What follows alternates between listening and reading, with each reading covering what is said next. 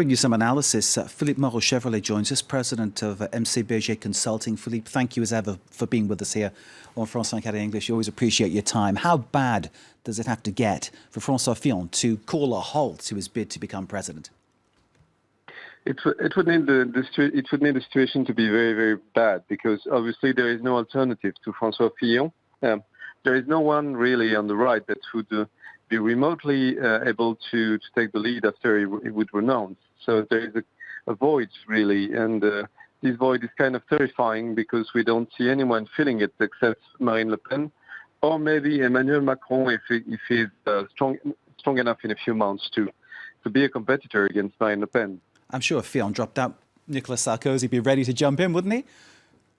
No, Nicolas Sarkozy apparently said to relatives that he wouldn't go into that race if Fillon would renounce. And the same thing goes for Alain Juppé.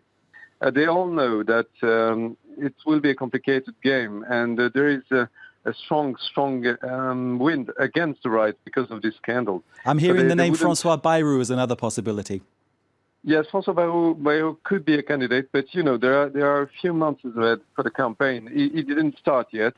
He has a very small political party, not much money, so we don't know if he's really serious. He's always, implying that he would be a candidate. He's not a candidate yet, so we don't know for the moment. So this could have a very serious implication for the French right. The French left is already split.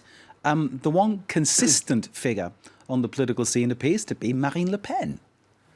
Marine Le Pen has scandals of her own, but they don't appear to hamper our popularity. Neither do they seem to be kind of a halt to our progression. So we see that François Fillon is really attacked because his whole campaign has been based on the slogan that he's the honest one.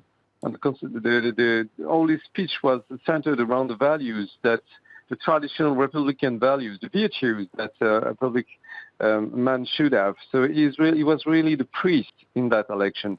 He was embodying it. So knowing that he has taken maybe 1 million euros from public funds, even if it is apparently legal, it's not a moral thing to do. So he's really falling from his position. So actually. we don't know. Very much burst the bubble of support that swept him to the candidacy, the nomination that he won.